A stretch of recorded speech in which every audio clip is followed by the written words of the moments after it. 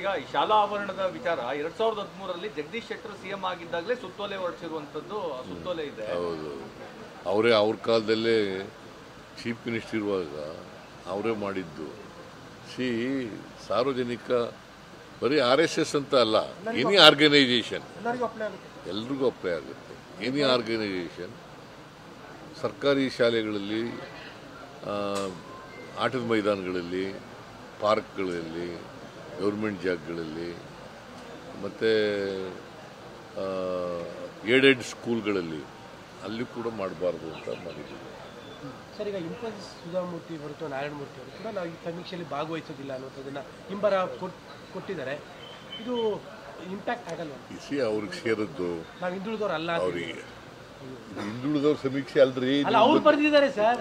ಅವ್ರು ಏನಾರ ಬರೀಲಪ್ಪ, ನಿನಗೆ ಅರ್ಥ ಆಗ್ಬೇಕು. ನನಗೆ ಅರ್ಥ ಆಗಿದೆ. ಏನಂತ ಅರ್ಥ ಆಗಿದೆ? ಅದು ಹಿಂದುಳಿದವ್ರಿಗೆಲ್ಲ ಓವರ್ ಆಲ್ ಎಲ್ಲಾ ಜನರ ಬಡತನ. ಅವ್ರಿಗೆ ಅರ್ಥ ಆಗದಿವ್ರು ನಾವೇನ್ ಮಾಡಕ್ಕಾಗುತ್ತೆ? ಅಲ್ಲ, ಇನ್ಫೋಸಿಸ್ ಅವ್ರಿಗೆ ಅರ್ಥ ಆಗಿದೆ.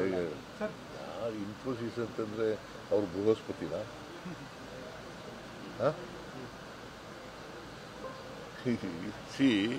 ನಾವು 20 ಸಾರಿ ಹೇಳಿದೀವಿ, ಇದು ಹಿಂದುಳಿದವರು ಸಮೀಕ್ಷೆ ಅಲ್ಲ,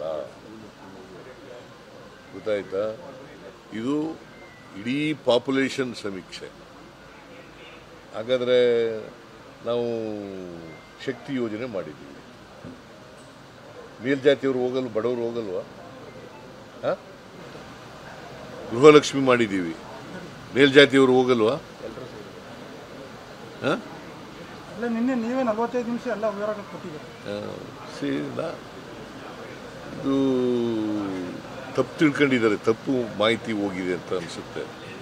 ನಾನು ಅದಕ್ಕೆ ಪದೇ ಪದೇ ಅಡ್ವರ್ಟೈಸ್ಮೆಂಟ್ ಮೂಲಕ, ನಾನು ಹೇಳೋದ್ರ ಮೂಲಕ, ಬೇರೆ ಮಂತ್ರಿಗಳು ಹೇಳೋದ್ರ ಮೂಲಕ ಇವೆಲ್ಲ ಮಾಡಿದ್ದೀವಿ. ಆದರೂ ಕೂಡ ನನಗೆ ಗೊತ್ತಿಲ್ಲ. ನಾರಾಯಣಮೂರ್ತಿ ಅಂತೇವರು, ಸುಧಾಮೂರ್ತಿ ಅಂತೇವರು, ಇದು ಹಿಂದುಳಿದವರ ಸಮೀಕ್ಷೆ ಅಂತ ಭಾವನೆ ಇದ್ರೆ ಅದು ತಪ್ಪು. ಇಲ್ಲ ಸರ್, ಈಗ ಕೇಂದ್ರ ಸರ್ಕಾರ ಮಾಡಿದಾಗಲೂ ಅದೇ ಉತ್ತರ ಕೊಟ್ಟರೆ ಒಪ್ಪಬಹುದು.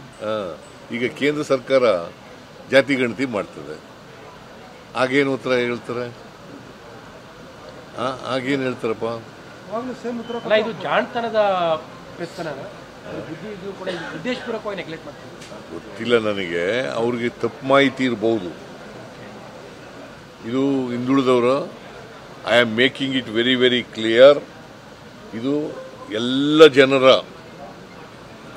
ಯಾವುದೇ ಜಾತಿಗೆ ಸೇರಿರಲಿ, ಯಾವುದೇ ಧರ್ಮಕ್ಕೆ ಸೇರಿರಲಿ, 7 ಕೋಟಿ ಜನಸಂಖ್ಯೆ ಇದೆ ಕರ್ನಾಟಕದಲ್ಲಿ. 7 ಕೋಟಿ ಜನರ ಸಾಮಾಜಿಕ, ಶೈಕ್ಷಣಿಕ, ಆರ್ಥಿಕ ಸಮೀಕ್ಷೆ.